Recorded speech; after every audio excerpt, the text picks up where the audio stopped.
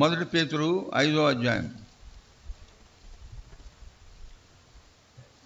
మొదటి 4 వచనాలు అందరం కలిసి చదువుదాం. ఇదిగో ధనవంతులారా, మీ మధ్యకు వచ్చడి ఉపద్రవములను గూర్చి ప్రలాపించి ఏడువుడి. నేను ఏం చెప్పినాను? అందరము చదువుదామన్నాను. ఇదే మీరు వినలేదే, ఇంకా వాక్యం ఏమిటారు మీరు? అందరము చదువుదామన్న అంటే ఏమి రాదు. అది ఇంకా దాన్ని ఇంగ్లీష్లో చెప్పాలనా, తమిళ్లో చెప్పాలనా? మరి చదవలేదేంటి? ఆ మాదిరి రిసెప్షన్ ఉంటుంది. నాకు అది ఎప్పుడు భయం వేస్తూ ఉంటుంది నాకు. మనం ఎంతగా చెప్తున్నాము, 1 అవర్ దంచి కొడుతుంటాం, ఎంతగా వాళ్ళు గ్రహించినారు, ఎంతగా విన్నారని.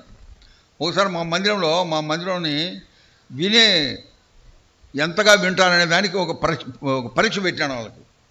ఒకరోజు నేను కుర్చీలో కూర్చొని అన్నాను, before we give the word let us sing Bible chorus Bibles raised అన్న. బైబిల్ ఎత్తి చేతులు ఎత్తి బైబిల్ కోరస్ పాడదామన్నా అంటే అందరు లేచి నిలబడినారు. అందరు లేచి నిలబడి పాడడం మొదలుపెట్టాను. అంత పాట అంతా అయిన తర్వాత నేను నవ్వి అన్నా, నేను నిలబడమని చెప్పలేదే.